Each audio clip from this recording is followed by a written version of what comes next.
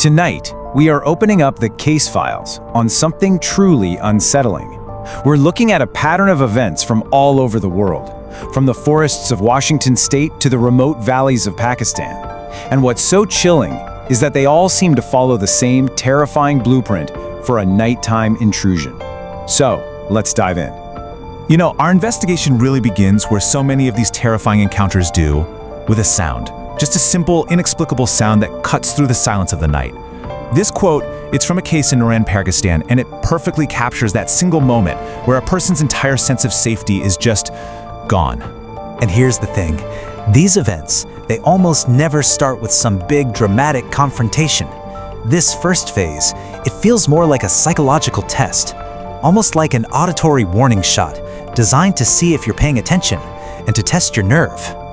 What's really fascinating here is just how consistent this all is. I mean, look at these case files. From Pakistan to Washington, we see the same things over and over again. It's this clear pattern designed to unnerve you. Footsteps that don't make sense, weird time loops, and that creepy, persistent feeling that someone or something is watching you. Okay, so after that initial psychological pressure, the intrusion often escalates.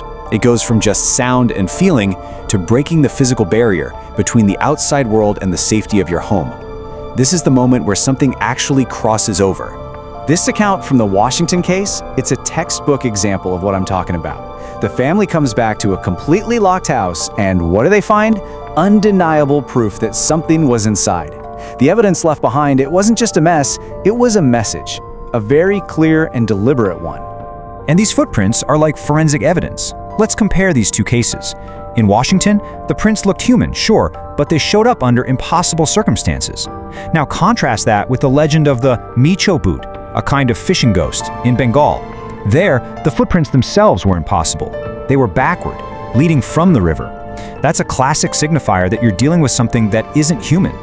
And the physical evidence just keeps piling up. In that Washington case, the breach was confirmed night after night. A motion sensor light would go off at exactly 2 a.m. every single night. You see, this wasn't some random glitch. It was a consistent physical presence being detected right where nothing should have been. But the phenomenon doesn't stop with just indirect evidence. The next stage in this pattern is a terrifying escalation. We go from subtle clues to direct, unmistakable observation and interaction. The entity moves from being just a shadow in your peripheral vision to a real, tangible presence. Just think about that for a second. This statement, from the driver in the Manali Road case, it marks a huge shift. The entity is no longer just a stationary presence waiting by the side of the road. No, now it's an active pursuer, easily keeping pace with a moving car. And in the Washington Forest file, we get a direct visual confirmation. Witnesses actually saw it. They described something that looked like a girl, but it was moving in a way that just defied human biology, on all fours, more like an animal. This observation is absolutely crucial because it confirms they knew they weren't dealing with an ordinary person. So, if we pull all the data together, a very clear progression starts to emerge. See, it starts passively, right? Shadows on a window. Then it gets more invasive. You hear sniffing under the door. Something tries to turn the doorknob. And finally, it escalates to direct intimidation, like throwing stones from nowhere, which was reported in Balochistan, or just outright chasing a car down the road. Now we have to talk about the most severe consequence reported in these encounters. Because in some cases, the entity doesn't just visit and then leave. No, it latches onto a victim. It creates what the case files can only really describe as a lingering infection. Possession. This account from the Manali incident is just chilling.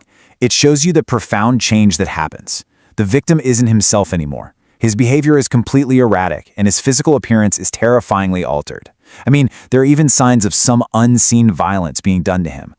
And when we analyze the accounts from Manali, Murree, and Islamabad, we can actually map out the stages, almost like it's a clinical diagnosis. It always starts with a direct traumatic encounter. That's followed by really severe behavioral changes, and then this frightening physical and vocal transformation. And in every single one of these cases, the final stage, the only thing that worked, was some kind of spiritual intervention. So, what does all this data tell us when we take a step back and look at the big picture? Well, by putting these global events side by side, we find that they are not random, isolated incidents. Not at all. They all seem to follow a shared, terrifying blueprint. This chart right here is really the culmination of all this research. Just look at the data. It doesn't matter if it's called a territorial spirit in Washington, a churail, a type of female spirit in Naraban, or a boot, a ghost in Bengal. The core tactics, the playbook, it's remarkably similar. Test the victim, breach their sanctuary, and then escalate the attack. And that brings us to one final, really provocative thought. These case files come from completely different cultures, different continents, yet they all describe an almost identical method of intrusion. So the question we're left with is, if the locations are different, but the methods are the same, what does that mean for the rest of us? Are we all just waiting for that same knock on the door?